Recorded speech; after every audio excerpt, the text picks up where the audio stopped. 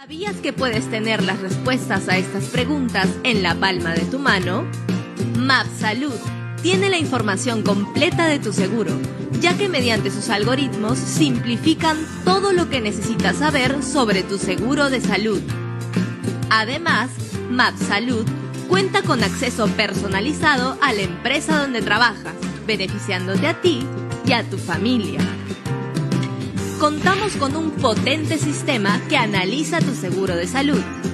Se muestra el análisis integral del plan y si no tienes un seguro de salud, MapSalud te ayuda a encontrar tu seguro ideal.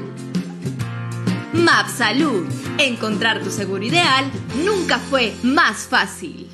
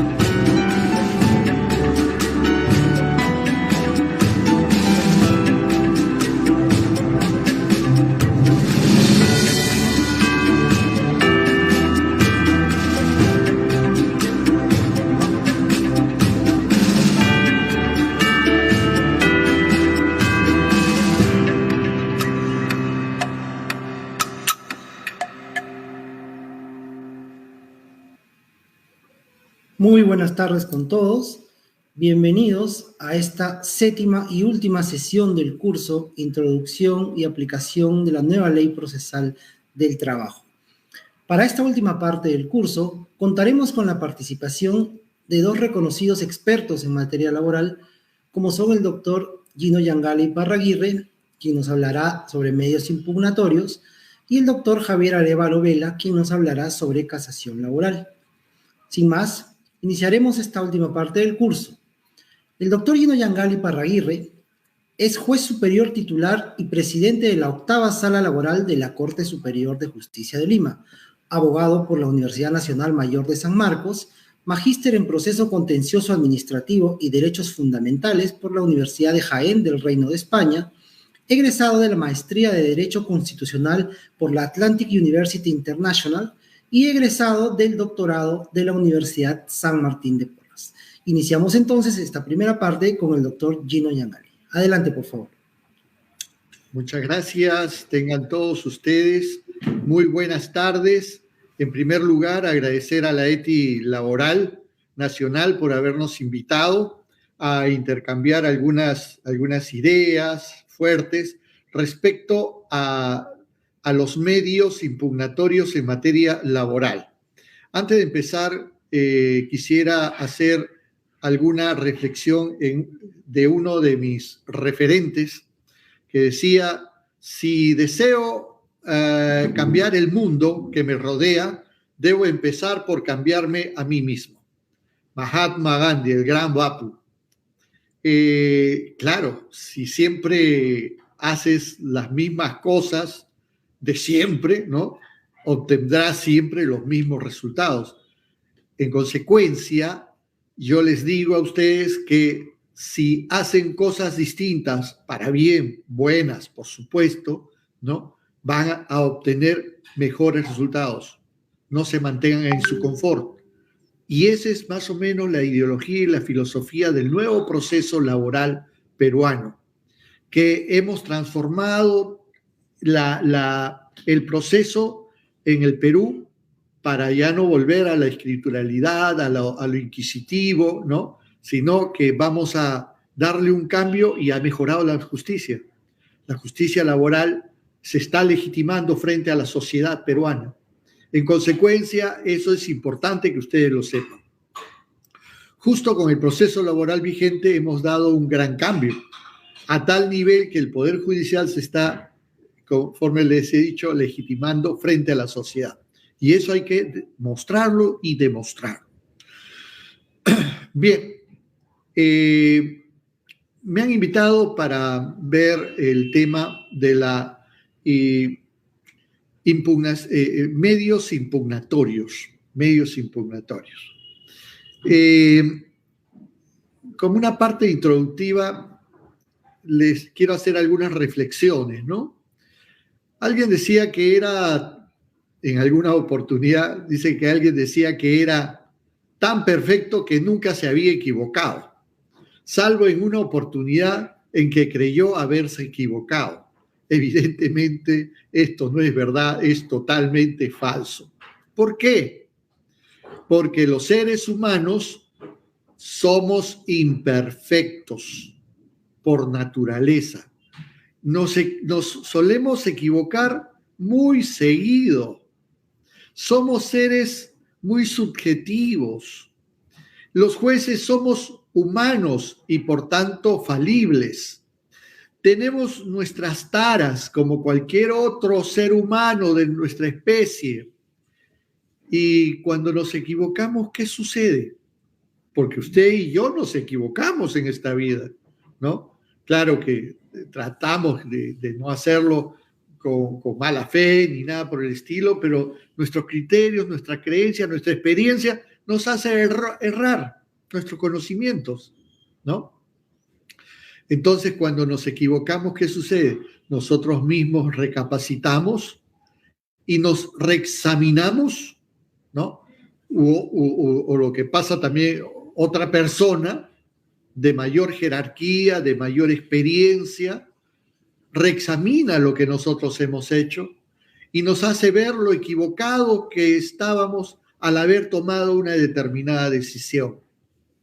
Se supone que debe haber alguien que reexamine los actos de la vida de una persona, ¿no? Y uno mismo también puede reexaminarse, u otro de mayor jerarquía también puede reexaminar nuestros actos de vida. Pero también alguien nos puede observar diciéndonos que muchas veces el revisor tiene más impericia que el revisado. Sí, muchas veces sucede. El que va a revisar tiene menos experiencia, menos conocimiento, menos praxis, y por eso tomó esa decisión. Y de repente el de mayor jerarquía o el que va a revisar suele también equivocarse. Así que acá no estamos hablando de matemática, este es derecho para gente inteligente como ustedes, ¿no? Pero hay una ventaja, que el que revisa siempre debe analizar los argumentos en que fundó la decisión del que tomó la decisión, lo que hace un poco más difícil incurrir en error, porque ya hay un desarrollo, ¿no? Porque si se toma una decisión sin ninguna motivación, es una decisión arbitraria. Y eso no puede ser para un profesional. Cuando se toma una decisión, debe de ser justificado, ¿no?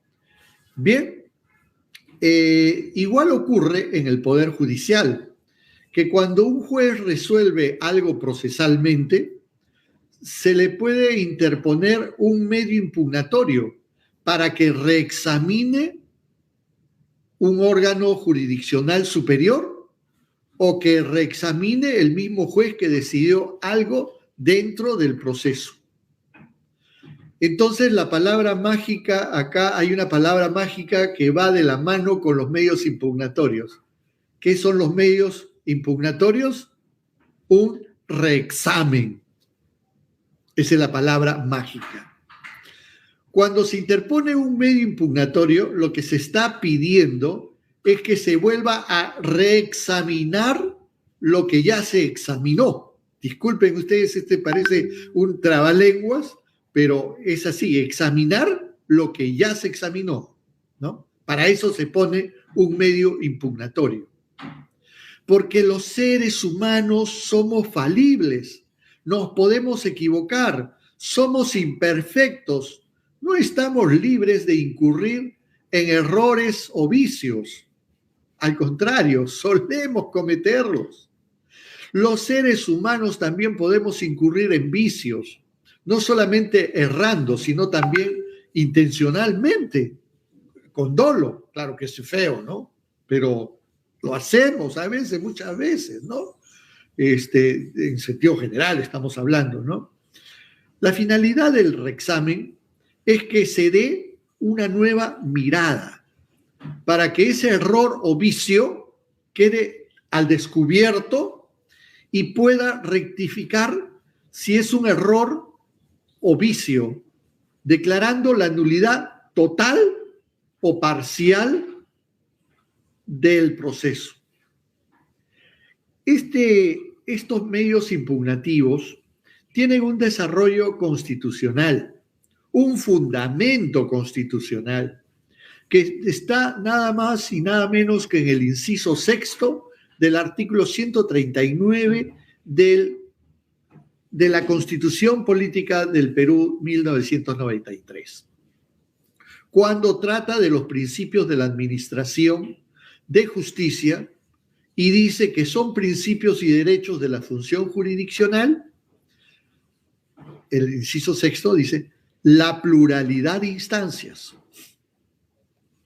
porque esto permite que algunas personas que no están de acuerdo porque algo procesal o algo de fondo de justicia, ¿no?, puedan interponer medios impugnatorios. Y por eso este inciso 6 reza de la siguiente forma y dice que la impugnación tiene como finalidad la revisión de un acto procesal o de fondo a fin de que un órgano superior o el propio magistrado verifique el vicio que se denuncia. Por eso es que este inciso habla de la pluralidad de instancias.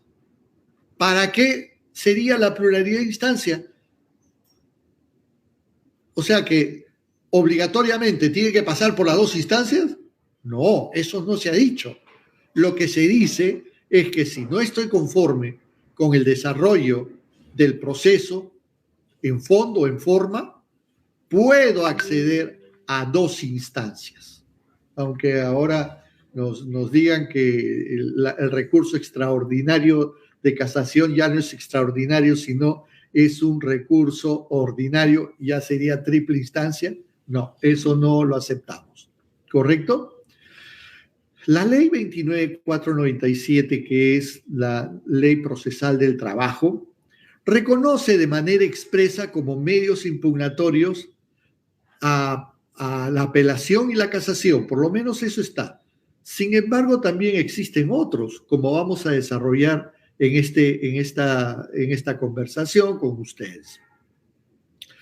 Bien, en la primera disposición complementaria de la nueva ley procesal del trabajo, dispone que en lo no previsto por la referida norma se aplican supletoriamente las disposiciones del Código Procesal Civil. En consecuencia, son aplicables la reposición, la queja, la tacha, etcétera, conforme lo vamos a desarrollar más adelante. ¿Correcto? Además, encontramos también como fundamento el Pleno Jurisdiccional Nacional Laboral de 1997, que dice que hay un acuerdo dentro de este pleno, ¿no? Y un acuerdo adoptado por unanimidad, que declaró que la aplicación supletoria del Código Procesal Civil a los procesos regulados en la Ley Procesal del Trabajo. Claro que esto estaba en la ley antigua, en ese tiempo, el 97, estaba vigente la ley 26636, ¿no? Y dice, se efectúa únicamente esta supletoriedad, ¿no?, cuando existe una remisión expresa o una deficiencia de esta última, que tenga que ser cubierta por el primero, siempre que se trate de una materia regulada y exista compatibilidad con la naturaleza del proceso laboral. Entonces, vean ustedes que este es un primer fundamento constitucional de los medios impugnativos, ¿no? La doble instancia, si no, ¿para qué sería? Para que se puedan interponer los medios impugnativos o impugnatorios, ¿no es cierto? Bien, pero también hay otro fundamento constitucional, ¿no?, que es el principio a la igualdad, que está previsto en el artículo 2, inciso 2 de la Constitución, pero también está previsto en el artículo 3 del título preliminar de la Ley Procesal del Trabajo, Ley 29497, ¿correcto? Entonces, señala que los fundamentos del proceso laboral y principalmente está basado en este derecho fundamental a la igualdad, ¿correcto? Señalando que en todo proceso laboral los jueces deben evitar que la desigualdad entre las partes afecte el desarrollo o resultado del proceso, para cuyo efecto procuran alcanzar todos la igualdad real de las partes, privilegiando el fondo sobre la forma. O sea, más me interesa el fondo, la forma no interesa. Lo que prevé la norma procesal, ¿no? Interpretando los requisitos y presupuestos procesales en sentido favorable y que el proceso continúe para que todos tengamos acceso en igualdad de oportunidades, en igualdad de armas, un principio importantísimo dentro del mundo procesal. ¿Correcto? Mi maestro, el profesor rosarino Adolfo Alvarado Belloso, decía, hay los tres derechos fundamentales más importantes que tiene un hombre. Es primero el derecho a la vida, porque sin la vida pasamos a ser un objeto de derecho, ¿no? El segundo dicen que es el derecho a la libertad, porque si se nos quita la libertad, se nos quita la dignidad. Y el tercero es el derecho al proceso, porque con estas reglas se pueden cristalizar los derechos sustantivos que el Estado ha preveído en las normas y que nosotros tenemos que respetar. Y cuando estos no se respetan, no se toman en consideración, se aplica el proceso para cristalizar estos derechos sustantivos, ¿no? En consecuencia, acá los jueces laborales tienen un rol protagónico en el desarrollo y en el impulso del proceso.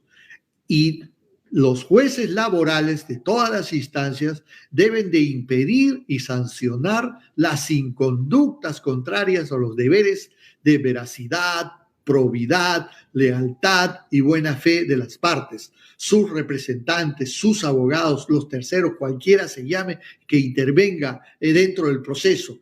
Tiene que estar protegiendo el proceso porque este proceso se debe de dar en igualdad.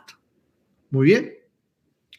Ya con esta introducción que les he tratado de formular, ¿no? ¿Cuál es el concepto de medios impugnatorios? Ahora ya podemos entender cuál es la justificación constitucional. Decimos que los medios impugnatorios vienen a ser la facultad legal que concede a las partes o terceros legitimados para que lo resuelto por un magistrado pueda ser revisado por él mismo u otro de mayor jerarquía, con el fin que reexamine uno o varios actos procesales o todo el proceso, confirmándolo, revocándolo o anulando parcial o totalmente esos actos que se dicen que son violentan el proceso o el fondo de justicia, ¿no? Por mala interpretación, falta de motivación, etcétera. ¿Correcto? En otras palabras, podemos decir un concepto que he encontrado por ahí, podríamos decir que son mecanismos de control y fiscalización de las decisiones judiciales. A través de las partes o terceros pueden lograr la anulación de la revocación total o parcial y la modificación del acto procesal que los agravia o perjudica. Por ello, también se les considera como los medios idóneos para enmendar irregularidades y restablecer los derechos vulnerados. Muy bien, el artículo 355 del Código Procesal Civil también da un concepto de medio impugnatorio y señala que mediante los medios impugnatorios, las partes o terceros legitimados solicitan que se anule o revoque total o parcial un acto procesal presuntamente afectado por vicio o error. Me parece que este concepto es simpatiquísimo y fácil de poder comprender, ¿correcto? Pero ¿cuál es el objetivo de un medio impugnatorio? El objetivo viene a ser el otorgar a los litigantes una herramienta que les permita advertir al mismo órgano jurisdiccional u otro de mayor jerarquía que se ha producido, ¿no?, errores o nulidades o vicios, ¿no?, para que el mismo juez que lo emitió o un órgano superior jerárquico, ¿no?, lo identifique y lo repare, ¿no? Entonces, ¿quiénes van a poder plantear un medio impugnatorio? Solo pueden hacerlos el sujeto legitimado que haya sido agraviado con un acto procesal en su contra, ¿correcto? Solamente. Y cuidado que trae novedades, habría que revisar el artículo 8 y 9, cuando habla de legitimación especial, la nueva ley procesal del trabajo, 8 y 9, no se olvide, cuando trata de los menores de edad, cuando trata de los sindicatos, cuál es su representación, cuando trata de las ONG, ¿no? Cuando trata del Ministerio Público y también de los representantes de los trabajadores cuando no hay sindicato y cuando un trabajador del ámbito puede interponer una demanda sin la autorización de sus demás compañeros de trabajo, sin ser representante de los trabajadores. Miren todas estas novedades que trae la nueva ley procesal del trabajo, pero no nos vamos a referir a ese tema de la legitimación, que es muy poco estudiado en este medio, pero sin embargo resulta muy importante que ustedes conozcan y la fuente al cual ustedes pueden recurrir con la finalidad de que puedan estudiarlo más adelante. ¿Cuáles son las causas de impugnación cuando se produce un vicio o error? La doctrina señala, ¿no?, que hay 3 causas de impugnación en vicios y errores: el in procedendo, in judicando, in cogitando, in procedendo, que más llamado el error en proceso, in procedendo en proceso, en otras palabras, ¿no? Error en proceso. Se refieren a los vicios de la actividad o defectos en la construcción del proceso. Se produce cuando no se ejecuta lo impuesto por la ley procesal, o ejecutar algo que está prohibido, o se ha dispuesto algo distinto o diferente de lo que está previsto en la norma procesal. Para mejor entender lo que les acabo de decir, entender este concepto, el error o vicio in procedendo, en proceso, se refiere a irregularidades o defectos del procedimiento violentando cuestiones formales. O sea, in procedendo. Error en proceso.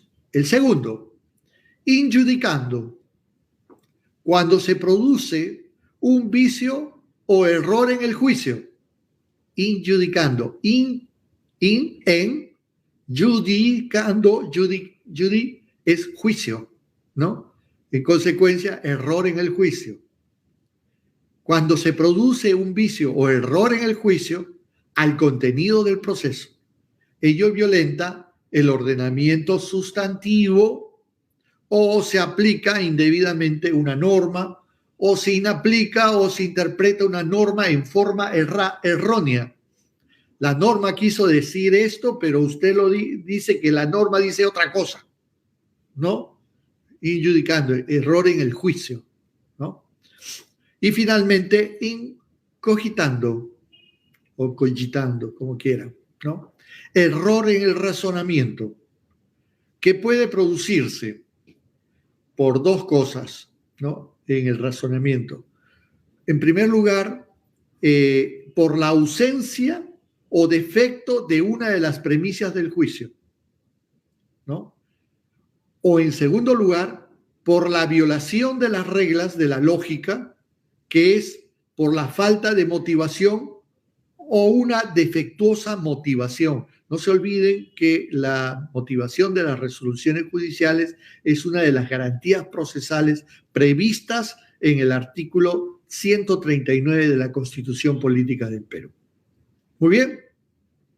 Ahora ya pasando a la clasificación de los recursos, tenemos que decir que los recursos, que los medios impugnatorios, discúlpenme, que la clasificación de los medios impugnatorios son dos, básicamente: los remedios y los recursos. Los remedios, los medios impugnatorios se dividen en dos, ¿no? Los remedios, ¿qué se interpone cuando hay estos errores, ¿no? Remedios o recursos. Los remedios los pueden presentar las partes o terceros legitimados, ¿no? Para solicitar un reexamen de todo el proceso o acto procesal. Se reexamina todo acto procesal, salvo los contenidos en resoluciones. Ejemplo, el más usual de los remedios es la nulidad, ¿correcto? Parcial o total, o absoluta, ¿no? Perfecto, que vamos a tocarlo dentro de un ratito. Y los recursos es cuando la parte o terceros legitimados pueden solicitar un reexamen del acto procesal o actos procesales contenidos en resoluciones total o parcialmente. Ejemplo, la apelación que se interpone contra una resolución. En consecuencia, el remedios va contra alguna norma procesal que no se ha tenido en cuenta la regla del debido proceso, ¿no? En cambio, el recurso va contra una resolución. He ahí la gran diferencia entre los remedios y los recursos. El recurso permite cuestionar las resoluciones con el fin que se practique un nuevo un nuevo examen o se subsane el vicio o error alegado. Vamos a hacer una diferencia más para que puedan ustedes entender, para que sea sencillo. Los remedios pueden formularse por quien se considera agraviado, por actos procesales no contenidos en resoluciones. En cambio, los recursos contenidos en resolución. ¿Correcto? Por ejemplo, la oposición y los demás remedios, una oposición es un remedio, una de las clases de remedios, ¿no? También al igual que la nulidad. Y los demás remedios solo se interponen en los casos expresamente previstos en este código y dentro del tercer día de conocido el agravio, salvo disposición legal distinta. En cambio, los recursos pueden formularse por quien se considera agraviado con una resolución o parte de ella, para que luego de un nuevo examen de esta se subsane el vicio o error alegado. Otra diferencia, porque este concepto debe quedar bien claro, ¿no? Otra diferencia que podemos advertir entre recurso y remedio es que cuando el objeto del medio impugnatorio es revocar el acto procesal y sustituir la decisión o mandato contenido en una resolución en razón de una injusticia, estamos frente a un recurso. De tal manera que el juez simultáneamente a la ineficacia del acto procesal impugnado resuelve de una manera distinta. En cambio, cuando el objeto no es conseguir justicia, a través de la sustitución del acto procesal solamente se pide sustituyan el acto procesal, sino únicamente están solicitando obtener su destrucción por medio de una declaración rescisoria, que es prácticamente lo que se hace con la nulidad, ¿no? Como el mejor ejemplo, estamos frente a un remedio, ¿correcto? En consecuencia, cuando se trata de justicia, estamos frente a un recurso. Cuando se trata de invalidar un acto procesal que no está contenido en una resolución, solamente eso le llamamos remedio. Otras clasificaciones también de los medios impugnatorios es según el vicio por el cual es atacado a los medios y los medios impugnatorios que se presentan, en función a quién resuelve el recurso. Dice que los medios impugnatorios se pueden dividir en dos, medios impugnatorios propios y medios impugnatorios impropios. Los propios pueden ser positivos o negativos. Por ejemplo, los positivos, confirma, negativos, revoca o anula, ¿no? Propio, ¿no? Es un medio impugnativo propio, significa el juez ya examinó mi caso. Yo no estoy conforme y lo propio es que una jerarquía, un órgano jurisdiccional jerárquicamente más alto pueda revisar la resolución de este juez. ¿Correcto? Entonces, ese es un medio impugnativo y propio, ¿no? En cambio, el impropio es cuando el mismo órgano jurisdiccional que emitió la resolución, ese mismo órgano lo reexamina.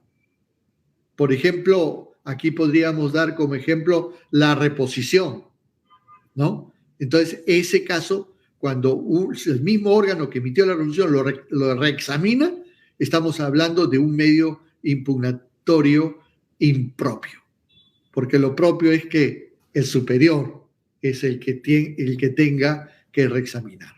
Está fácil esto, ¿no es cierto?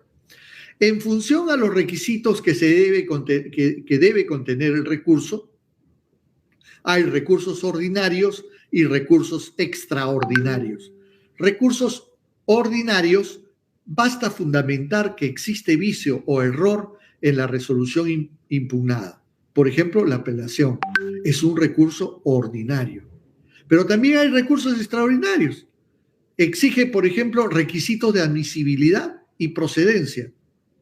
El conocidísimo, pues, es la casación, ¿no? Así es.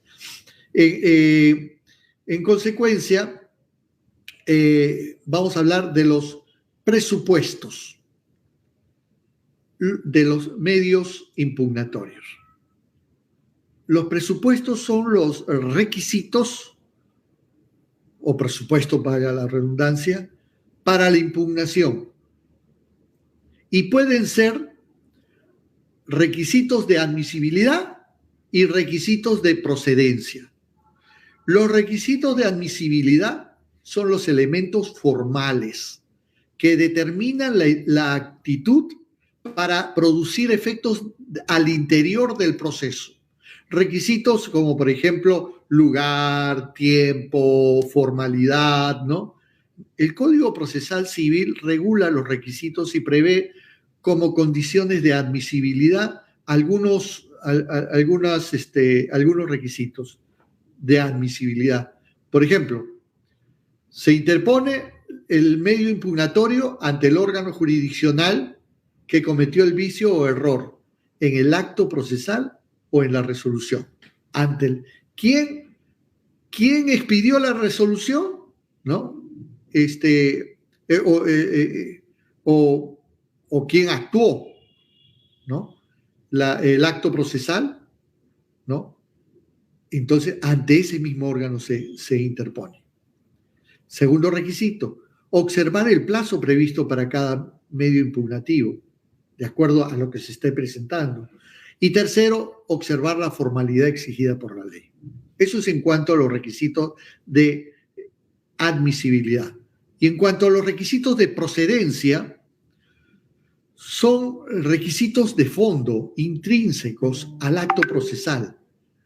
Es esencial para que el acto tenga la calidad de tal. Requisitos como adecuación del recurso, descripción del agravio, fundamentación del vicio o error, como ya lo vamos a hablar de repente más, ojalá que nos quede un poquito de tiempo. Igualmente, el Código Procesal Civil regula los requisitos de procedencia, señalando los siguientes. Por lo menos los hemos centralizado en tres.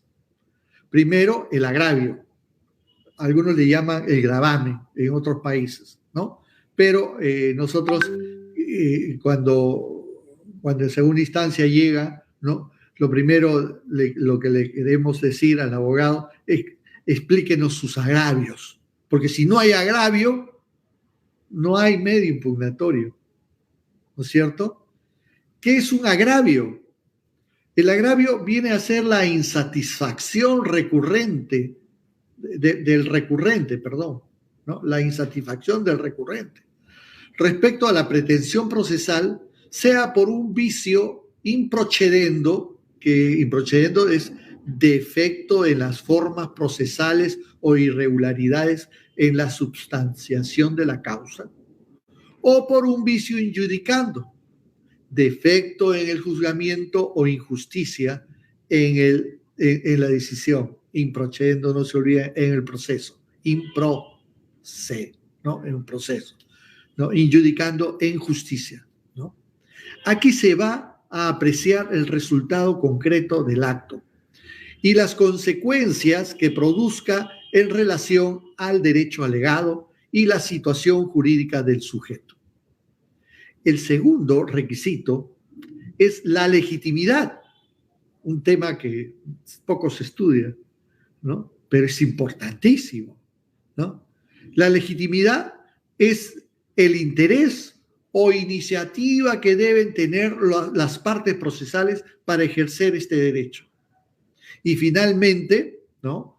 Es como requisito de la procedencia, la fundamentación. No puede ser la utilización de un medio impugnatorio como un acto arbitrario. No. Es indispensable justificar el pedido de ineficacia, de invalidez, ¿no? así como su trascendencia y el agravio causado al impugnante, eso hay que transmitirlo en nuestro recurso, ¿no? En nuestro medio impugnatorio. ¿En qué me ha perjudicado? Pero no es que yo tenga que decir, me perjudicó, ya está, listo, ¿eh? Ya está aclarado y probado. No, eso es arbitrario, ¿no? Y por tanto, eso no va a tener éxito. Hay que fundamentar, ¿no? ¿En qué consiste esto? En cuanto a la clasificación de los medios impugnatorios, dentro de los recursos, o primero de los remedios, porque hemos estado en ese orden, los remedios son 5. La nulidad, la aclaración, la corrección, la oposición y la tacha. Todos en femenino, ¿no? La nulidad, aclaración, corrección, oposición y la tacha. Mientras los recursos son 4. La reposición, la apelación, la casación y la queja. También todos femeninos. ¿No es cierto? 4. Vamos a ver cada uno de ellos en una forma muy sucinta, rapidísima, porque me voy a quedar, creo, en pañales acá, porque tengo mucha mayor información para ustedes. De repente ya en otra oportunidad me encantaría estarlo. ¿Correcto? En consecuencia, remedios, el primer tema que hemos tocado, y después vamos a tocar los recursos. Los remedios. Todos los remedios son conocidos por el mismo órgano jurisdiccional que se encuentran conociendo el proceso en ese momento, no siendo necesario elevar el expediente al superior jerárquico, sino el propio órgano jurisdiccional es el que lo va a conocer. Hemos dicho que de los remedios existen 5. Vamos a empezar por el primero de ellos, la nulidad. La nulidad puede solicitarse, ¿no? Como remedio contra actos procesales no contenidos en resoluciones. Por ejemplo, la nulidad de la notificación del auto admisorio, ¿no? Porque el auto admisorio, pues, carece de ciertos requisitos que la propia ley lo señala, ¿no? Pues se hizo de repente en un domicilio la notificación del auto admisorio distinto al que tiene la emplazada, por ejemplo, ¿no? La nulidad debe de apoyarse en el error en la aplicación o inaplicación de normas de índole procesal. Por ejemplo, el defecto de la motivación de la resolución. Esto tiene que ver los artículos la nulidad está prevista en los artículos 171 al 178 del Código Procesal Civil, ¿no? Hay grados de nulidad en este primer remedio, la nulidad. Hay grados y hay 2 conocidas, ¿no? Una que se llama la nulidad absoluta y la nulidad relativa. La nulidad absoluta son vicios trascendentes en los que no es posible la subsanación o convalidación, la violación de normas de orden público. No se olviden que las normas procesales tienen un efecto vinculante entre las partes para el juez y toda persona que de una u otra manera participa dentro de un proceso. Son vinculantes. Obligatorio, ¿no? Esta nulidad absoluta son de tal grado que no es posible subsanarlas. Ejemplo, se llevó la audiencia en materia laboral de conciliación o la audiencia de juzgamiento, se llevó sin la presencia del juez y probamos con el certificado de migraciones que el juez estaba fuera del país. Y ahí aparece que el juez estaba, firma el acta. Gravísimo, ¿no? Pero, por ejemplo, ¿no? Decimos. Pero también hay una nulidad de grado relativa. Cuando existen irregularidades que no vulneran las formalidades esenciales y por lo tanto pueden subsanarse o convalidar. En tal situación, el acto irregular puede haber cumplido con su finalidad. Y si ha cumplido con su finalidad, ya podemos pasarlo por alto, ¿correcto? En consecuencia, si hay nulidad absoluta, no se perdona. Si hay relativa, puede perdonarse, ¿no? Siempre y cuando haya cumplido su finalidad, ¿no? Bien. Hay los principios, estas nulidades tienen que ver con una serie de principios, como el principio de legalidad, principio de trascendencia, principio de convalidación, principio de subsanación, principio de integración, que sería largo ya de emitir y ya me quedan pocos minutos porque ya viene el doctor Arévalo, ¿no? A las 5, ¿ya? Entonces, el segundo remedio es la aclaración. El juez no puede alterar las resoluciones una vez notificadas. Esa es la regla principal.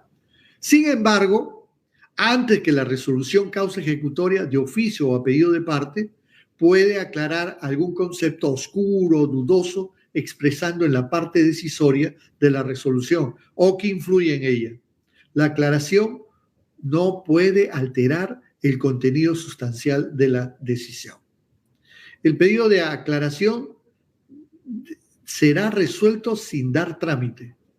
La resolución que lo rechaza es inimpugnable. El tercer remedio vendría a ser la corrección, que está prevista en el artículo 407, tan seguidito, ¿no?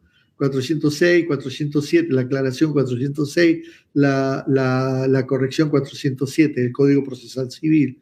Y artículo dice que antes de la resolución cause ejecutoria, el juez, de oficio o a pedido de parte, cualquiera, ¿no?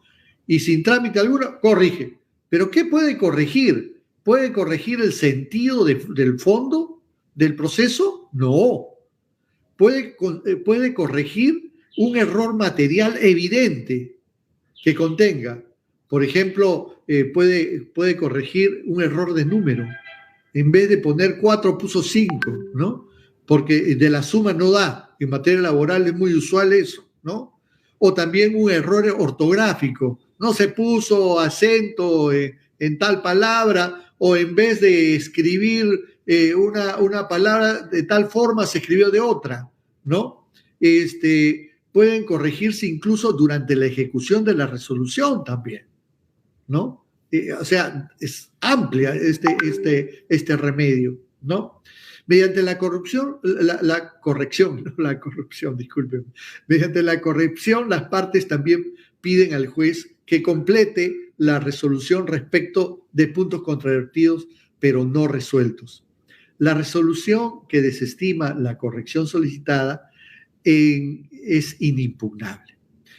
Rápidamente, la oposición también viene a ser un remedio, ¿no? Y una cuestión probatoria. Cuestiona, ¿por qué cuestión probatoria? Pues porque cuestiona a determinados medios probatorios, por ejemplo, la declaración de parte, exhibición, pericia, inspección judicial y medios probatorios atípicos, con la finalidad de que estos medios probatorios no puedan ser incorporados al proceso, ¿ya? La oposición está prevista en el artículo 300 y siguientes del Código Procesal Civil. Y finalmente la tacha, que es una cuestión probatoria, ¿no? Su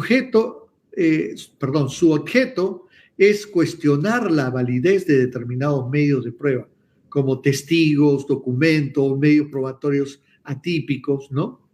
Muy bien, hasta acá los remedios. Y en cuanto a los recursos, pues tenemos 4, como le hemos dicho: reposición, la apelación, la casación, que va a tocar hoy día el doctor Javier Arévalo, y la queja. Los recursos, pues, permiten cuestionar las resoluciones con 2 fines. El primero, que se practique un nuevo examen. Perfecto. Y segundo, que se subsane el vicio o error alegado. Los elementos del recurso, de los recursos, dice que solo puede pedir la parte que se sienta agraviada. Eso es lógico, ¿no? Tiene que haber un interés, ¿no? Segundo, es que el recurso debe de consistir en un reexamen de actos contenidos en resoluciones judiciales. Recurso, resolución judicial. Están de la mano, ¿no es cierto? Tercero, la solicitud puede ser total o parcial. O sea, de una partecita de una resolución o de toda la resolución, ¿no? Se puede interponer un recurso cuando la resolución contiene vicio o error y su objeto es reexaminar para anular o revocar, como quieran ustedes. Entonces, la primera, que es la más facilita, la reposición. El objeto de la reposición es que el primer recurso, ¿no? La forma de clasificación de los recursos. La reposición. El objeto de la reposición es que el propio órgano jurisdiccional modifique total o parcialmente los decretos. Esto va contra los decretos, no contra los autos, menos contra los decretos que se emitan, que se emitan, ¿no? Los plazos para la interposición, 3 días hábiles. Y la resolución que resuelve es inimpugnable. El recurso de reposición procede contra los decretos a fin de que el juez los pueda revocar.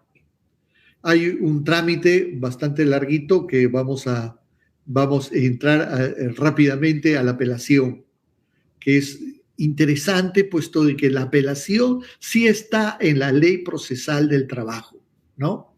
Entonces, la apelación viene a ser un medio impugnatorio de mayor uso, permitiendo el acceso al principio de la doble instancia, que está prevista en el inciso 6, como lo hemos visto hace algún ratito, del artículo 139 de la Constitución. Y esto le permite al órgano jurisdiccional superior reexaminar una resolución que ha agraviado a una de las partes, a una u otra, o a ambas partes, ¿no? Litigantes, por errores de hecho o de derecho, ¿no?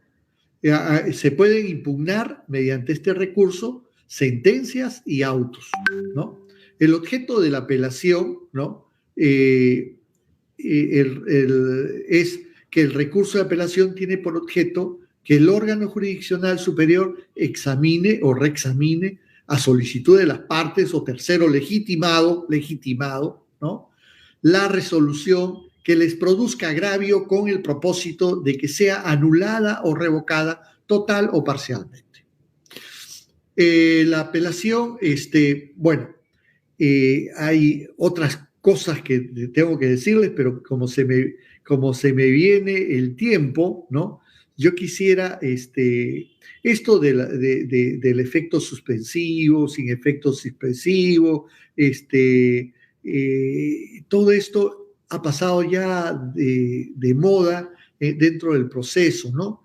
Puesto de que todas las articulaciones, si son autos, todas las articulaciones de defensa se tienen que resolver con la sentencia. Eso es lo que dice la Ley Procesal del Trabajo, ¿no? En consecuencia, vamos a entrar rápidamente, si me permiten, para culminar el trámite de la apelación en segunda instancia, que es lo que yo veo todos los días, ¿no? Como presidente de la 8ª Sala Laboral de Lima, ¿no? Entonces, dice que interpuesta la apelación, no se olviden, 5 días, ¿no? El juez tiene que elevarlo, ¿no? Inmediatamente al órgano superior. Una vez que nosotros recibimos, dentro de los 5 días hábiles de recibido, tenemos que señalar fecha, día y hora, ¿no? Y para la celebración de la audiencia de vista de la causa. La audiencia de vista de la causa tiene que fijarse entre 20 y 30 días hábiles siguientes de recibido el expediente. ¿Puede citarse antes? Sí, nosotros lo hacemos, ¿no? En la 8ª Sala lo citamos para menos de 10 días, 5 ya están citados, ¿no? Llega la audiencia de vista. Una vez iniciada, les pedimos a las partes de que las partes digan quiénes son en representación de quién es, ¿no? ¿Ya? Y se le va a conceder el uso de la palabra al apelante, a los que tengan agravios, ¿no? Y una vez escuchado, el juez puede preguntar en cualquier momento, puede preguntar a las partes, ¿no? Para aclarar de una vez, ¿no? Entonces, de esa manera también. Concluida la exposición, inmediatamente dictamos el fallo. Y a los 5 días notificamos para que si quieren, puedan presentar el recurso extraordinario de casación, del cual va a hablar nuestro querido magistrado supremo, el doctor Javier Arévalo Vela, a quien tanto consideramos, ¿no? Si las partes no concurren a la audiencia de vista, la sala, sin necesidad de citación, va a notificar la sentencia al 5.º día hábil siguiente en su despacho. Pero ahora las notificaciones, pese a lo que la ley, la norma procesal dice, se hacía en estrado, o sea, personalmente mediante acta en la oficina principal, pero por la pandemia nosotros ya, el Consejo Ejecutivo nos ha autorizado a que la notificación se haga de las sentencias mediante notificación electrónica, ¿correcto? Discúlpeme, estimados amigos, pero hay obligaciones que atender y que Dios los bendiga, pero no sin antes quiero hacerles una pequeña reflexión, que otro de mis, yo soy fan de este personaje que dice: la verdadera justicia hace feliz a los pueblos y dignos a sus habitantes, nada más ni nada menos de nuestro querido y simpaticísimo Papa Francisco. Muchas gracias y que Dios los bendiga a todos. Muy amable. Muchas gracias, doctor Yangali, por su interesante exposición.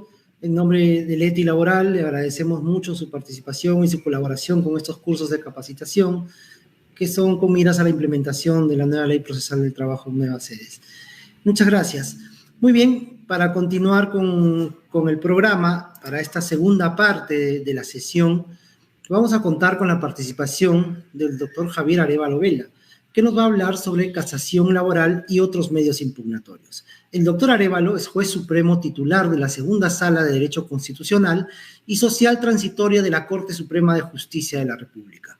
Abogado y magíster en Derecho por la Universidad Nacional Mayor de San Marcos, ha seguido estudios de especialización en Derecho del Trabajo en la Escuela Judicial del Reino de España, docente acreditado en Enseñanza del Derecho y Argumentación Jurídica por la Universidad de Alicante de España, y docente de la Maestría en Derecho del Trabajo y Maestría de la Universidad de San Martín de Porres. Sin más preámbulo, dejo con ustedes al doctor Arévalo. Adelante.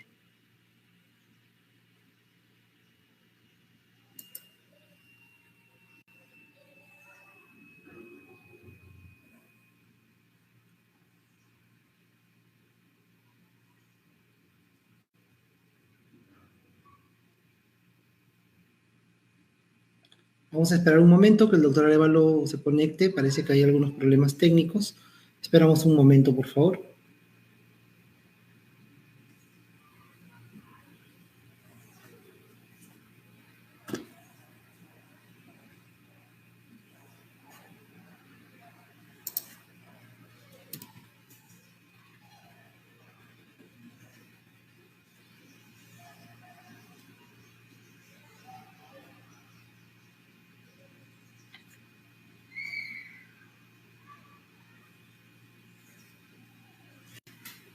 ¿Se escucha? Sí, doctor, adelante, sí se escucha. Ya, buenas tardes con todos, agradeciéndole la invitación. Por favor, me va a auxiliar en la presentación de las diapositivas el doctor Luis Ramírez, que es asistente de mi despacho. Por favor, Luis, para pasar las diapositivas. Adelante.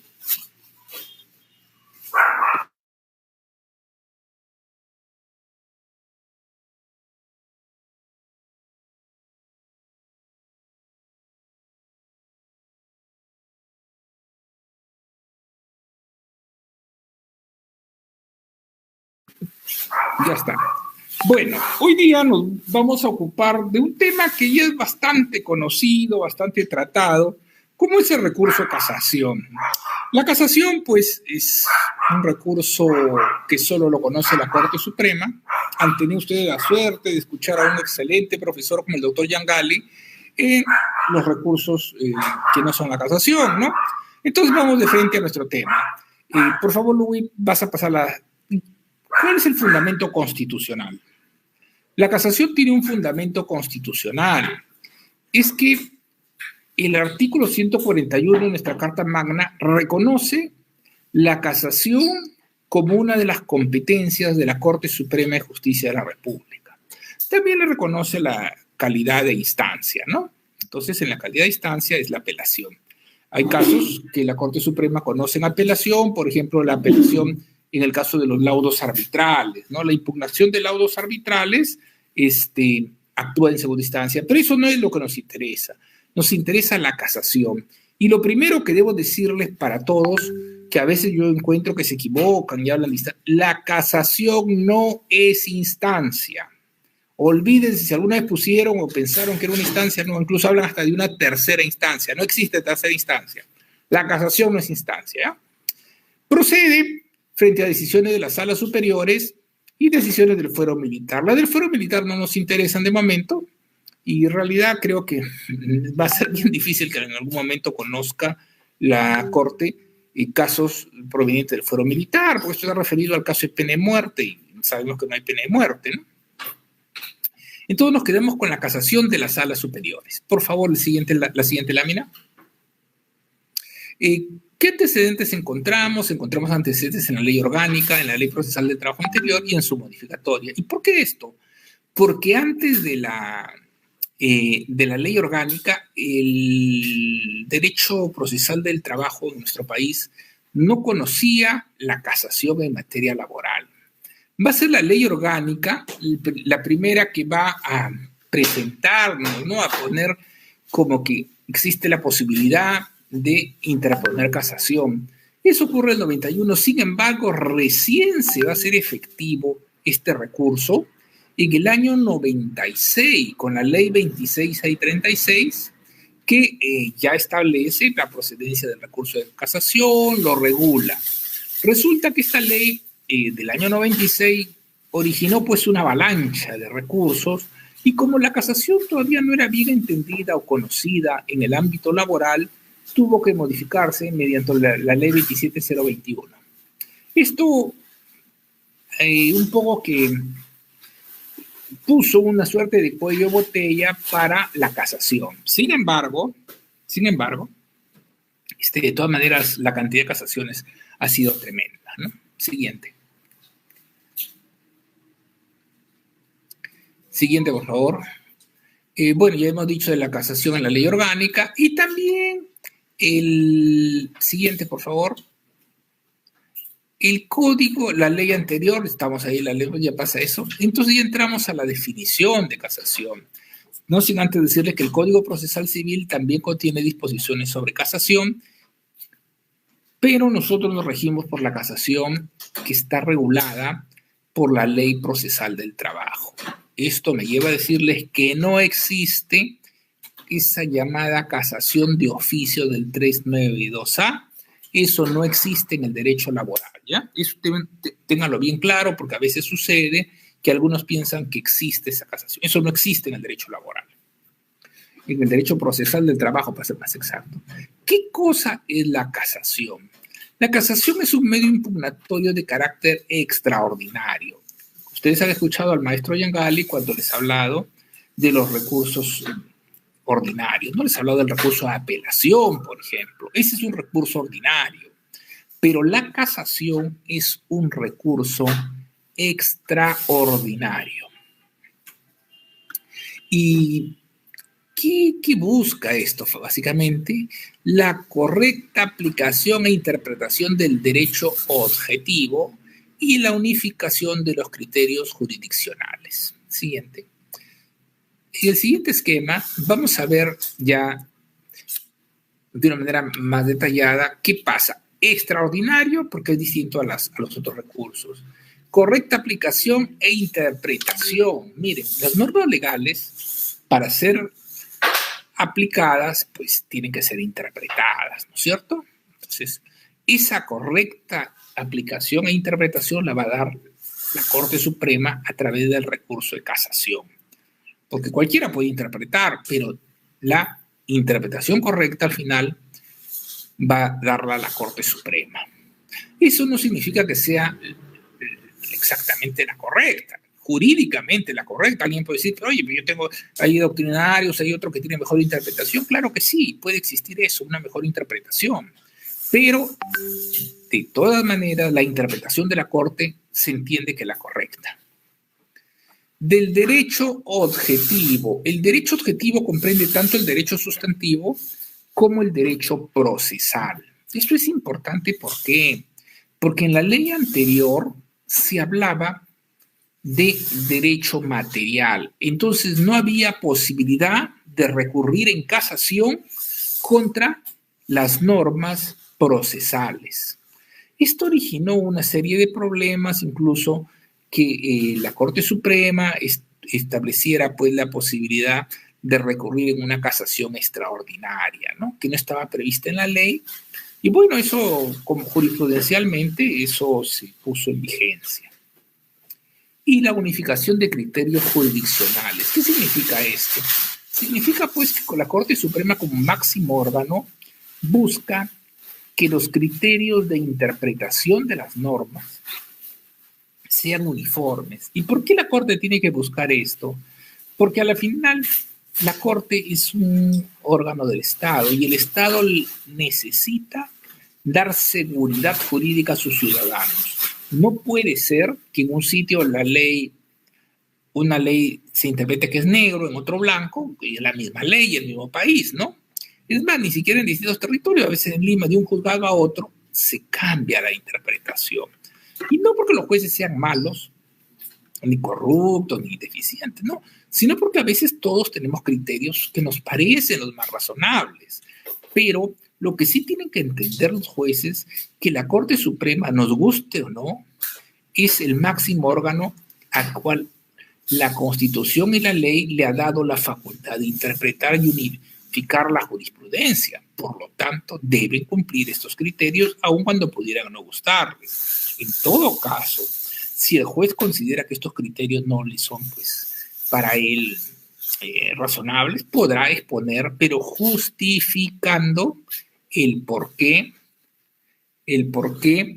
de esta medida, ¿no? No es que yo no aplico porque me da la gana, porque soy autónomo. Esa es la peor argumentación que puede dar un juez, el decir porque soy autónomo, yo no aplico tal norma, no, o la interpreto como a mí me da la gana. Eso no puede ser. Siguiente. La siguiente lámina, por favor. El recurso de casación tiene un trámite que estamos viendo de plazo sobre todo, ¿no? 10 días para interponerlo, 3 días para elevarlo, 30 días para fijar pues la fecha, ¿no? De vista, 3 para el informe oral. Lamentablemente, estos plazos no se cumplen. Entonces, un poco que yo a veces los plazos no les presto mucha atención, porque a pesar de ser importantes, la práctica nos ha llevado a que no se puedan cumplir por la excesiva carga procesal que tenemos. Esto es un problema de miles de expedientes que no se pueden resolver. Y a esto contribuye también a la carga después los litigantes, ¿no? Todo el mundo cree que la casación es una instancia y que ahí le van a resolver su problema. Tenemos culpa también los jueces, porque los jueces muchas veces amparamos en vía de casación pretensiones que pues son a veces descabelladas. Sucede. Sacan interpretaciones antojadizas que crean falsas expectativas. Entonces también es culpa de los litigantes, de los abogados y también de los jueces. Seamos honestos. Los jueces muchas veces creamos expectativas para que las partes recurran en casación. Siguiente. Bueno, esto es un esquema de cómo se tramita una casación, ¿no? Desde que llega hasta que termina. Igual, les vuelvo a decir, el problema principal que tenemos es el cumplimiento de plazos, ¿no? La siguiente. Ahora las causales. Hay dos tipos de causales, o las podemos agrupar en dos tipos: la infracción normativa y la infracción jurisprudencial. Siguiente. La infracción normativa está referida a el error respecto de la norma, que puede ser sustantiva o procesal. La ley anterior lo hacía solo respecto de normas materiales, o sea, normas sustantivas, no sobre las procesales. Hoy día sí se puede sobre las normas procesales. Sin embargo, debo decirles que cuando hablamos de normas sustantivas, solo hacemos referencia a las normas legales, a las normas estatales. ¿Por qué? Porque también son normas de derecho material, por ejemplo, los convenios colectivos, los reglamentos del empleador, y respecto de ellos no cabe casación de ningún tipo, ¿no? Encontramos, pues yo, por ejemplo, acabo de encontrar, justo hoy día resuelto un caso en que un procurador, fíjense, el procurador, ¿no? Se supone que es una persona seleccionada por concurso, denuncia la interpretación, la inaplicación del reglamento interno de trabajo. Bueno, el reglamento interno de trabajo, como lo dicen algunos autores, es la ley del empleador, es la creación del empleador. O sea, ¿cómo puede este señor procurador denunciar como causal de casación eso? Una de dos, o lo hace por tinterillar, o sea, por alargar el juicio, o porque el señor no tiene la más mínima capacitación, pues. ¿Cómo se le ocurre que el reglamento interno de trabajo es una norma que se puede denunciar en casación? ¿Es una norma material? Sí. ¿Una norma reducible en casación? No. Y esto no es novedad. Esta ley tiene ya más de 10 años. Pero encontramos ese tipo de denuncias, ¿no? También encontramos denuncias, por ejemplo, sobre el tema de la prueba de oficio. Hay abogados que vienen en casación pidiendo que no se ha declarado o no se ha ordenado la prueba de oficio. Y la pregunta es que no saben que la prueba de oficio es una facultad del empleador que no es a pedido de parte. Pero bueno, lo denuncian. Entonces, bueno, la infracción normativa, pues en el caso que corresponda, va sobre la norma procesal o material. Acá quien comete el error es la sala. Por eso quien interpone un recurso y quien califica un recurso debe leer la sentencia de segunda instancia.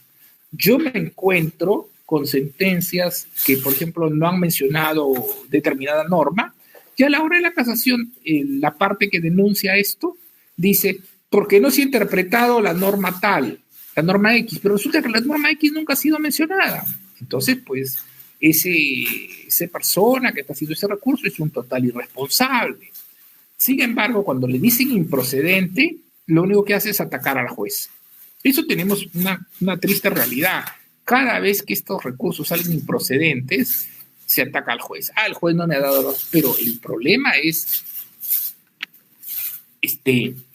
¿por qué se habla de atacar al juez cuando el recurso está mal hecho? El recurso está mal hecho y ellos saben, quienes presentan el recurso, cómo se va a denunciar la interpretación de una norma o la aplicación indebida si la norma no ha sido aplicada. Siguiente, por favor.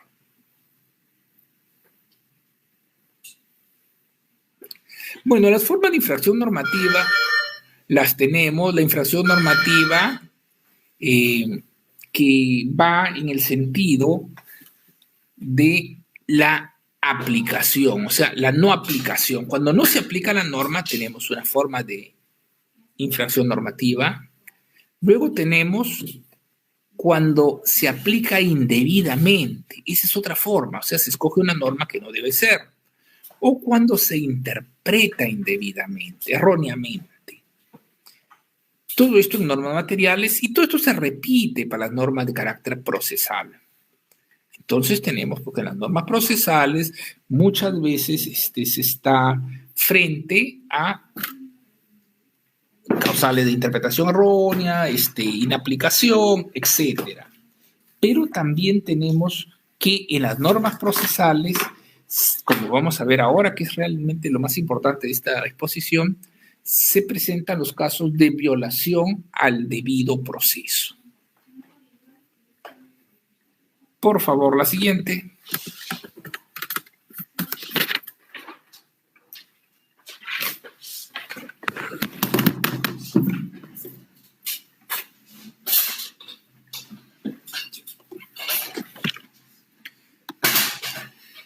Bueno, continuamos. El primer ejemplo de infracción normativa por inaplicación es cuando el juez no conoce la norma, no la aplica. Pero acá debemos distinguir algo.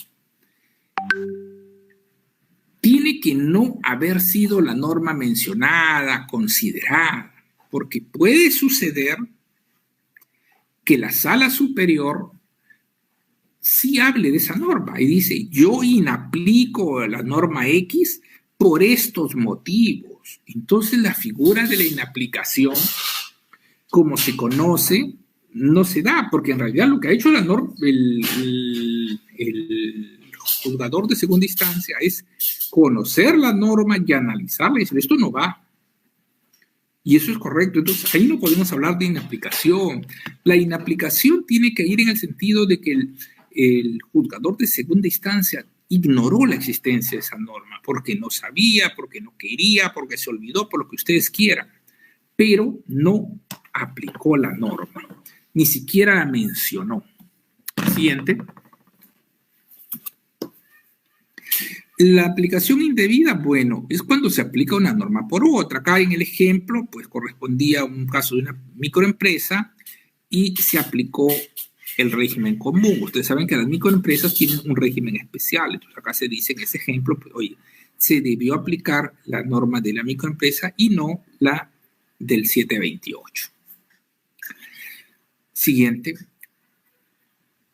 La interpretación errónea. Siempre que ustedes tengan el caso de interpretación errónea, tienen que ver, lo primero, que en la sentencia de segunda instancia se haya mencionado la norma y se haya interpretado, porque si la norma ni siquiera ha sido mencionada, ¿de qué interpretación hablamos? Encontramos incluso recursos de casación tan mal hechos que el abogado dice, porque se ha inaplicado y también se ha interpretado erróneamente. La pregunta es, si no la aplicaron, ¿cómo la van a haber interpretado? Sin embargo, eso abunda. Eso abunda y cuando llega se le declara improcedente y volvemos a lo mismo. No culpa del juez. Siguiente. Luego tenemos la infracción jurisprudencial. La infracción jurisprudencial, en primer lugar, vamos a hablar de la judicial. En realidad, la judicial está referido a aquellos acuerdos derivados de un pleno casatorio. No existe hasta ahora pleno casatorio. Va a haber uno sobre el tema de la bonificación por función jurisdiccional que se les paga a los trabajadores judiciales, pero hasta el día de hoy no existe ningún pleno casatorio. Y en cuanto a los precedentes del Tribunal Constitucional, encontramos que eso sí existe. Y son aquellas sentencias que así lo dicen. En consecuencia, no son precedente otras sentencias que no tengan esa calidad. Siguiente, por favor. Y eso lo hemos hablado. Pásalo. También hemos dicho cuál es el precedente judicial, que sabemos no existe. Acá surgen dos figuras que llaman la atención. El acuerdo plenario y la doctrina jurisprudencial. El acuerdo plenario, ustedes saben, es producto de un pleno jurisdiccional y este acuerdo plenario, pues, por lo general reúne a los jueces superiores o a los jueces supremos quienes adoptan posición respecto de determinado tema. Se reúnen y por mayoría acuerdan tal cosa, ¿no? Ese acuerdo es acuerdo plenario. Acá no es a consecuencia de un proceso, acá no hay una sentencia. El siguiente. La doctrina jurisprudencial, por el contrario, Son sentencias que están autorizadas por el artículo 22 del texto único ordenado de la Ley Orgánica del Poder Judicial y que sí son obligatorios. El juez puede alejarse de ellos expresando la causa. Y la pregunta es, ¿cuál es la causa? La causa puede ser, en primer lugar, una sentencia de la Corte Internacional de Derechos Humanos. Si la Corte Internacional dice que tal cosa es blanca y el acuerdo y la doctrina decía que era negra, pues tendrá que el juez adecuarse, entonces puede apartar de la doctrina y decir, ¿saben qué? Hasta tal época era blanca, pues, pero era negra, pero ahora es blanca, ¿no? Cosas así. También puede ser cuando se aprueba una nueva ley. Esta doctrina estaba referida a una ley A, pero resulta que la ley A ya fue derogada o fue modificada. Entonces, lo que los jueces dijeron respecto de la interpretación de la ley A fue para su momento, pero ya ahora ya no está vigente, entonces, o está modificada, y se puede apartar de la doctrina. La tercera posibilidad la encontramos cuando el juez encuentra pues, que hay un convenio OIT que recién ha sido aprobado. Pues, oye, hay un convenio OIT y yo estaba resolviendo de otra manera, pero ahora ya me pego al convenio. Entonces, ya dejo ese criterio de la doctrina. También dejo de lado cuando sale un precedente del Tribunal Constitucional que no existía. Entonces la doctrina decía que era blanco, pero ahora sale un precedente que dice que es negro. Entonces yo, juez, tengo que adecuarme porque los precedentes se cumplen sí o sí. Como se dan cuenta, de la doctrina uno se aparta expresamente, no es que yo me aparto porque soy independiente. Esos argumentos que son los más pobres que puedo escuchar, pero que lamentablemente escucho en los jueces, nunca deben darse. O sea, yo soy independiente, yo voto como quiero. Pues sí, pues votas como quieres. Y el pobre litigante, la pobre parte de la que es víctima de tu capricho, ¿no? Se crea una inseguridad jurídica terrible. Siguiente. Todos esos son los precedentes que obviamente no los voy a leer, ustedes ya los conocen, los podrán revisar. Pasa a los precedentes. Requisitos de admisibilidad. Bueno, los requisitos de admisibilidad están fundamentalmente referidos a que la sentencia haya sido expedida por una sala superior, ¿no? Y acá debo hacer una precisión. Ha llegado un caso y dijeron, ¿y si lo ha expedido un tribunal unipersonal? ¿Pasa o no pasa? Claro que pasa. Siempre y cuando el monto mandado a pagar. Ahora acá el tema sería un tribunal unipersonal no manda a pagar más de 100 o no conoce casos más de 70 unidades de referencia procesal. Sin embargo, en el supuesto que por algún motivo el tribunal unipersonal hubiese mandado a pagar más de 100, pasa. Entonces hemos tenido ese caso. Rarísimo, pero acuérdense que sí podría haber casación de la sentencia de un tribunal unipersonal. ¿Ya? Se exige que la sentencia, cuando se trate de cuantía, claro está, sea mayor a 100 unidades de referencia procesal, sea para el empleador o sea para el trabajador. Acá no hay ninguna situación que haga variación, como si existía antes, ¿no? En la ley anterior era para el trabajador con la demanda y con el empleador con la sentencia. Ahora no, todo es con la sentencia. También tenemos que no procede contra sentencias que declaran nula. Este es otro tema que realmente es una vergüenza, que haya abogados, procuradores sobre todo, que interpongan recurso de casación contra sentencias que declaran nula. Eso solo origina dilación, porque cuando llegue a la Corte va a decirles, pues es improcedente. Sin embargo, ya demoraron un año. Descuento y hago un paréntesis. Ustedes sabrán, estuvo en Palacio el presidente de la República con el ministro de Justicia.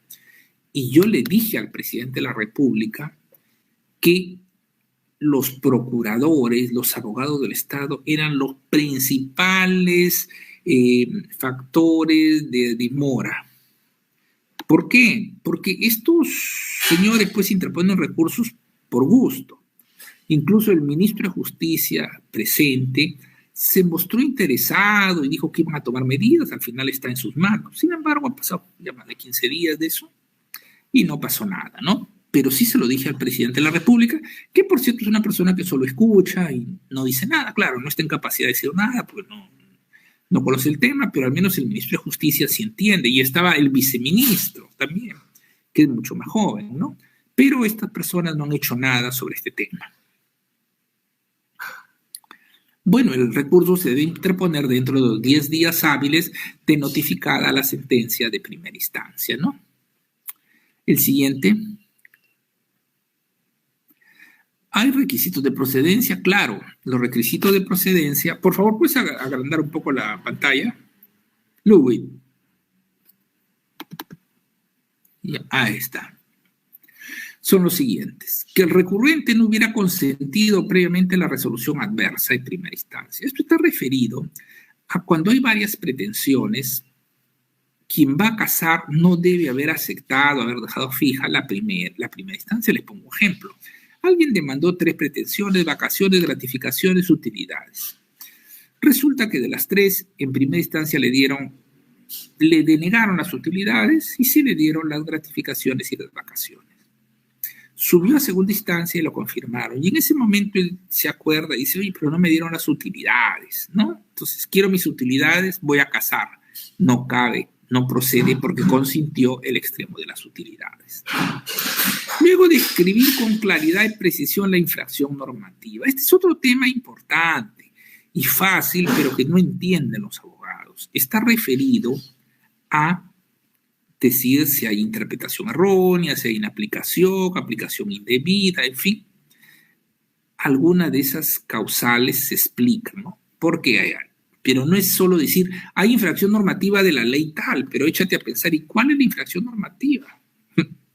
Que el juez averigüe. Me dice que no, pues tal por cual. Luego, demostrar la incidencia directa de la infracción normativa sobre la decisión impugnada. Esto es importante y fácil. Lo que tengo que decir es por qué esa interpretación errónea, esa inaplicación o lo que fuera, me perjudica. ¿Cómo influye en contra de mis intereses? Y por último, pedir si es casatorio, el pedido casatorio es anulatorio o revocatorio. Claro, anulatorio en normas procesales, revocatorio en normas sustantivas. Esto es así de fácil. Ahora, si no dice nada, bueno, se entiende que debe ser anulatorio y como subordinado el revocatorio. ¿Por qué primero el anulatorio? Porque siempre cuando se revisa un expediente, lo primero que se ve es la parte procesal. Si la parte procesal está mal, bueno, ya qué vamos a hacer con lo demás. Tenemos que no, ni para qué verlo, porque la parte procesal es como el esqueleto que va a sostener la parte sustantiva. Siguiente, por favor. Algunos casos especiales de improcedencia. Denuncia e inaplicación de principios. Yo me encuentro, y esto va del lado del abogado del trabajador, que lamentablemente muchos abogados estafan a los trabajadores, denuncian, por ejemplo, la inaplicación de los principios y todavía dicen, ¿no?, porque los derechos son irrenunciables, porque se debe interpretar lo más favorable al trabajador y ni siquiera saben de qué están hablando. No hay denuncia de principios. No hay. Se denuncian normas legales. Acuerdos plenarios, igual. No hay denuncia de plenos. No hay denuncia de doctrina. Ya casi la ley falla porque debería ser denunciable la doctrina. ¿Por qué? Porque si tú me estás obligando a cumplir con la doctrina, pues debes darme la posibilidad de reclamar que yo vea pues que esa doctrina se aplicó o no se aplicó. Pero lamentablemente la ley está mal. En el proyecto que se presentó se corrigió esto. Sin embargo, debo decir que ese proyecto, lamentablemente, por motivos que desconozco, se ha entrampado. Se ha entrampado. Habría que preguntar, ¿no? ¿Por qué no sale el proyecto? Que lo mandaron al gabinete de asesores y se quedó por ahí. Luego tenemos la denuncia de no actuación de la prueba de oficio. Este es otro tema realmente increíble. La prueba de oficio nunca es a pedido de parte. Es más, el juez debería rechazar estos pedidos y ni siquiera tomarlos en cuenta porque da una apariencia de parcialización. El juez debe, cuando él considera que hay insuficiencia probatoria, ordenar prueba de oficio, pero si no, nada, es su criterio. Y luego las máximas de la experiencia. Este es otro tema que tampoco tendría ni por qué mencionarlo, pero resulta que cuando usted es juez de casación, encuentra denuncias, cantidad de denuncias de máxima de experiencia, es decir, son una suerte de aforismos que contienen algún razonamiento jurídico, ¿no? Pero no son ley, no están en ninguna norma, por lo tanto no pueden ser denunciados. Siguiente. Ahora, pues el recurso se califica, ¿no? Ya sabemos que si es improcedente, ahí quedó, y si es procedente, el recurso se señala fecha de vista bueno, debería ser en 30 días, pero le estamos fijando ahora para el mes de junio del próximo año. No hay manera de hacerlo antes. Siguiente. Y las partes pueden pedir el informe oral dentro de los 3 días de notificados con la resolución que fija la fecha de vista. Eso es algo normal. Y siguiente. Bueno, este es el desarrollo de la audiencia, que lo vamos a pasar porque con estas restricciones que se ha originado a raíz del COVID, no estamos siguiendo exactamente esto.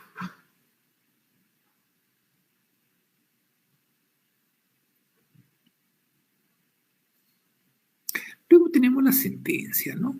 Bueno, después del informe oral, la Sala Suprema puede resolver en el acto o 60 minutos después, excepcionalmente 5 días. Miren, con este tema que las audiencias son virtuales y que pues todo se realiza por medio informático, la sala ya no está dictando inmediatamente ni en 60 minutos. Lo que está haciendo es resolver dentro de 5 días. Y se les está comunicando a todos, ¿no? Que el 5.º día van a recibir su notificación.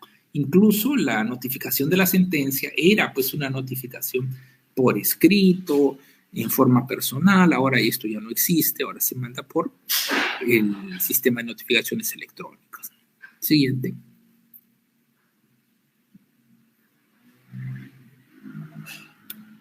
Bueno, esta era la forma como se notificaba, ¿no? Tenía que personarse el abogado a la sala y se hacía un acta donde de notificación y se le entregaba su sentencia. Hoy día esto ya no es así. Siguiente. Como es ahora, todo se notifica a través del SINOE, ¿no? En la casilla electrónica y bueno, eso es todo, ¿no? La casilla electrónica de notificación. Siguiente.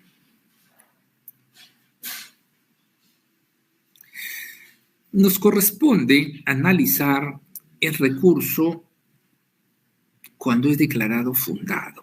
Bueno, si es fundado por el fondo, se casa la resolución y se resuelve.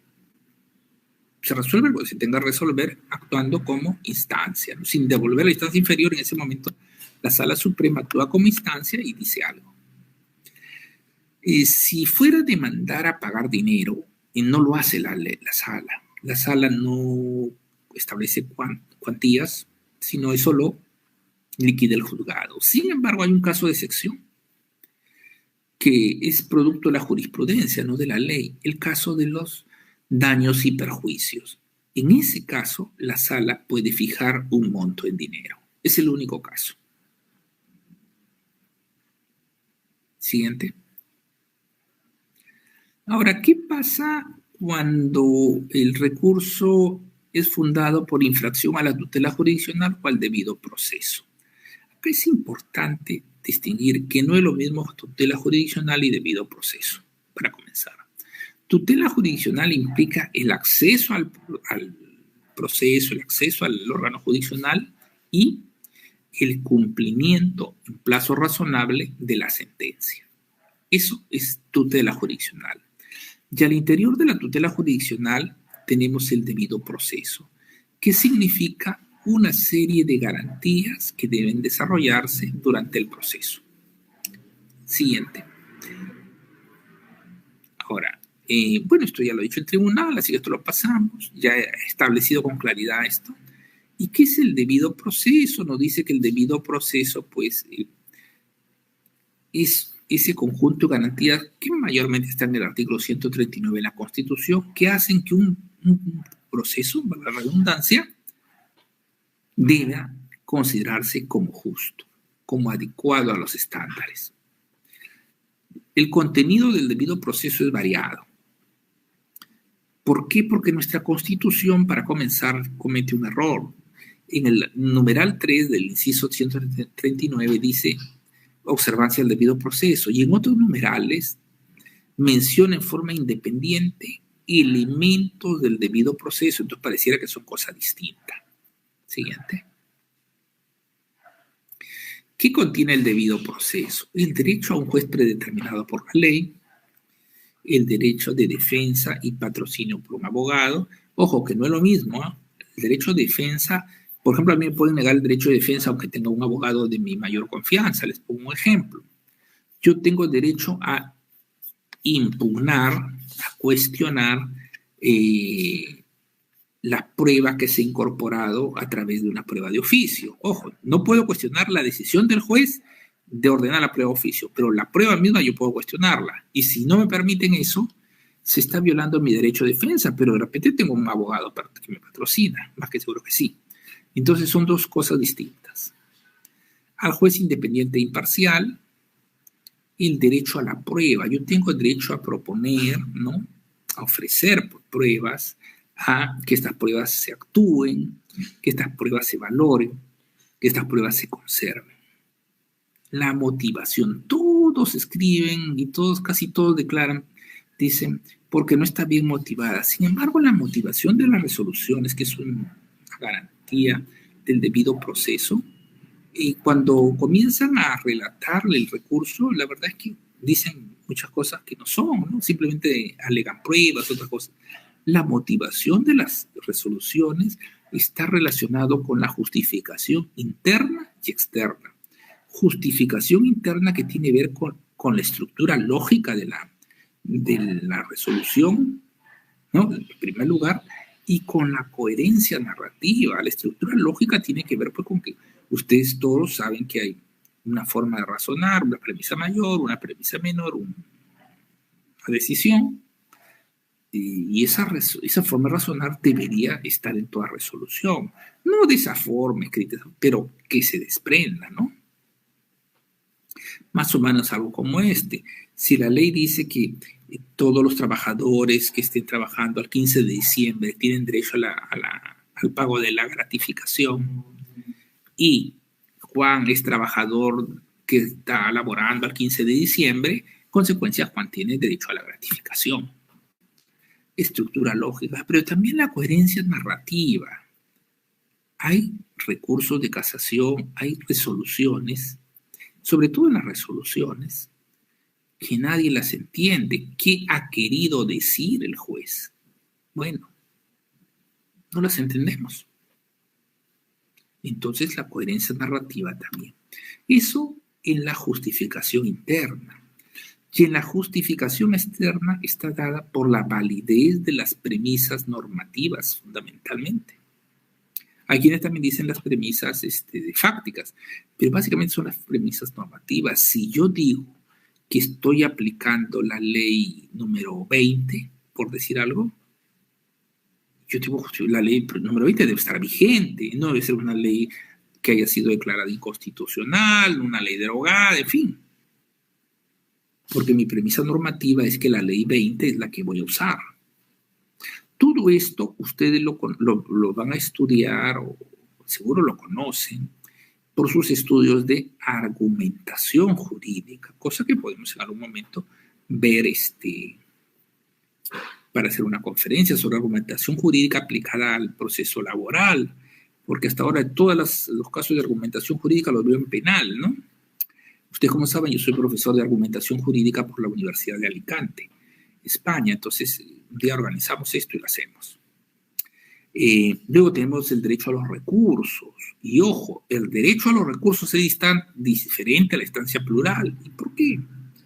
Usted tiene derecho, por ejemplo, al recurso de reposición, pero eso no es instancia plural porque lo presenta ante el mismo juez. La apelación sí es instancia plural, pero lo que no existe como recurso es el derecho a la casación. Eso no existe. A la instancia plural, o sea, derecho a la apelación, eso es derecho constitucional debido proceso. Derecho a la casación no existe. Entonces dirán, ¿y qué es lo que tenemos? Tenemos una regulación normativa que establece la casación para los casos que establece pues, estos requisitos, ¿no? Infracción normativa, inaplicación. ¿Podría suprimirse la casación? Claro que sí. Les pongo un ejemplo. Cuando el juez de paz resuelve, ¿apela ante quién? Ante el juez de trabajo. Estoy hablando laboral, ¿no? ¿Dónde está la casación? En ningún lado. Cuando el juez de primera instancia resuelve un caso de menos de 100 unidades de referencia procesal y sube a la sala, ahí queda. ¿Dónde está el derecho a la casación? No hay derecho a la casación. ¿Se dan cuenta? Entonces, la casación no es un derecho. Derecho a la pluralidad de instancias implica el derecho a la apelación. Prohibición de revivir procesos fenecidos. Bueno, es evidente, pues, de que esto va en relación a la cosa juzgada, ¿no? La cosa juzgada, pues, es algo que no se puede revivir. Y el plazo razonable. Un proceso no puede ser eterno. Yo les cuento como anécdota, yo he tenido que resolver alguna vez un proceso que tenía 18 años de trámite. Bueno, eso era una monstruosidad, ¿no? Obviamente, había estado en trámite años. 18 años de trámite es, pues, una cosa increíble, pero yo he tenido en mis manos eso, ¿no? Se lo digo. Siguiente.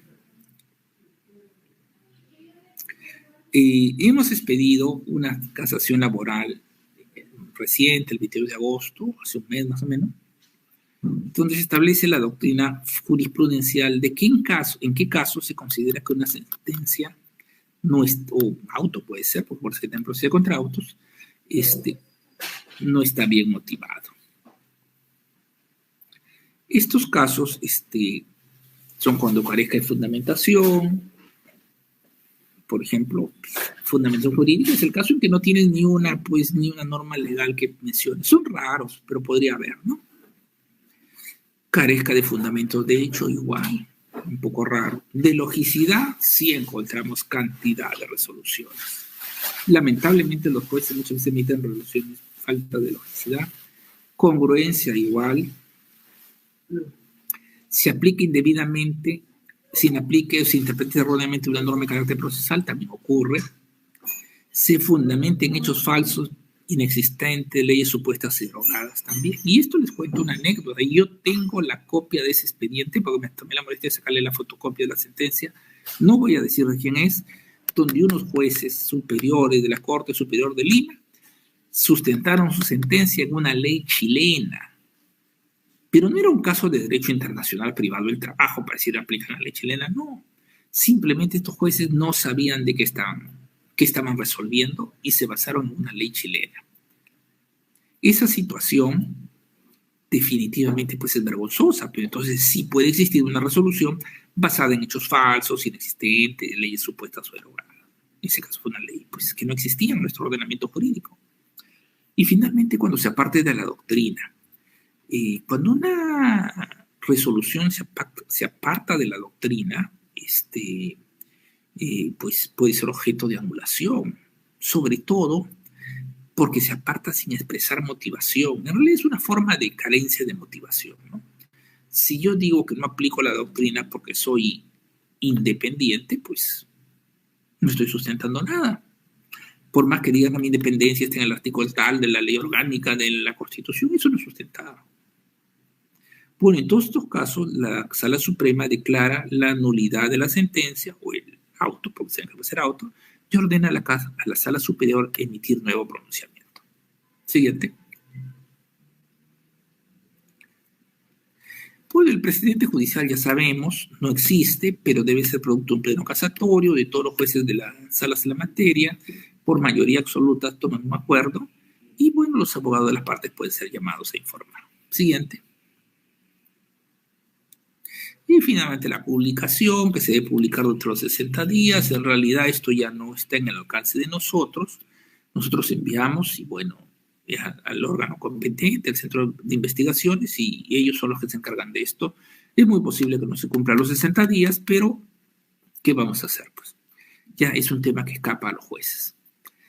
A veces sale, pues, ¿no? Realmente sí sale, pero después de tiempo, estos cuadernillos de jurisprudencia en el peruano, que son, pues, bastante gruesos, ¿no? Y con letras chiquitas. Eso es todo lo que les puedo decir sobre el recurso de casación. Muchas gracias. Si hubiera alguna pregunta.